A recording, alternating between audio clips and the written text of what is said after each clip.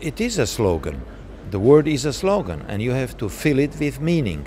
And today's meeting that we have is exactly an answer to your question. We have the Swiss companies in Poland who exactly explain how they compete in this world, to have their products in the production chain. You know, the world is complicated, it's globalized.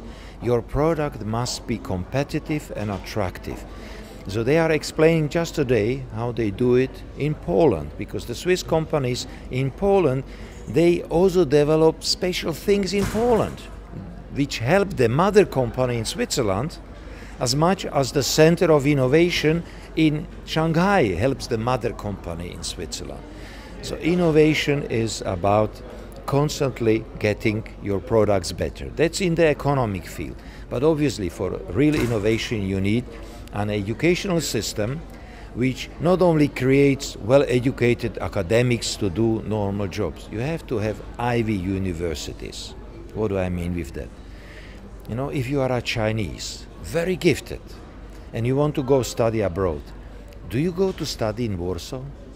You probably never heard of University of Warsaw, but you've heard of Stanford. You've heard of Harvard, if you want to be an economist, or you have heard of Cambridge, or Max Planck, or ETH Zurich.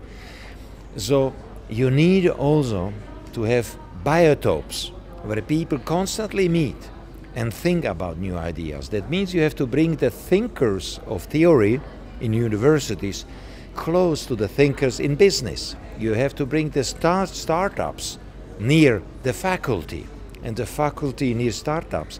We have professors now in Switzerland who have their own startups, not so much for the money, just to feel that they are not teaching for medals and diplomas.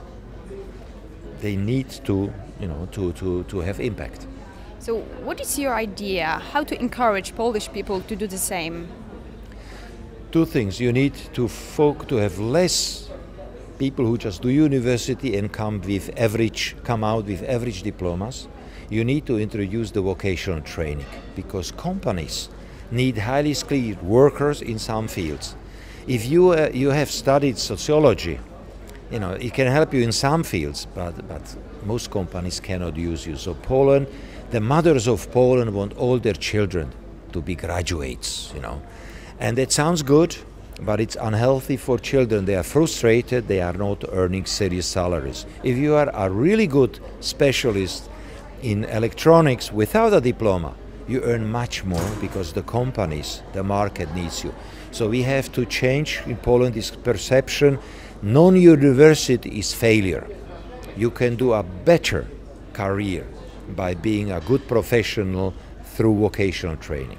Could you give me some examples of cooperation between Poland and Switzerland?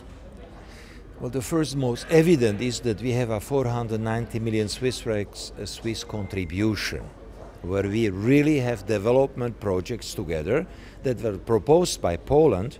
And what do we do concretely? We have a, I think, 50 million Swiss francs fund, where we want to create in Poland small funds that are capable to give credits to small and medium-sized entrepreneurs. Your weakness in Poland, you have too many micro businesses. Micro means husband, wife. It's great, but you cannot become bigger. You know, it's good. I'm not against it, but you need credits to employ some specialists, some bookkeeper. You have to grow. And Poles have difficulties to get the credits. You don't inherit yet because the socialism destroyed all the reserves. In Swiss, a youngster inherits something from the grandfather. You don't have that. So you need a completely new dynamic system, affordable credits, and we work on that. It's that the Swiss companies who are here, they have not come for the cheap labor, because cheap labor is in Indonesia or in Vietnam. You are cheaper than the Germans, of course, but you are not cheap compared to others. We come because in Poland you have a lot of engineers and IT freaks. You have very gifted youngsters who are in IT. So the Swiss companies come in that field. Companies transfer, sometimes 100 years of business experience.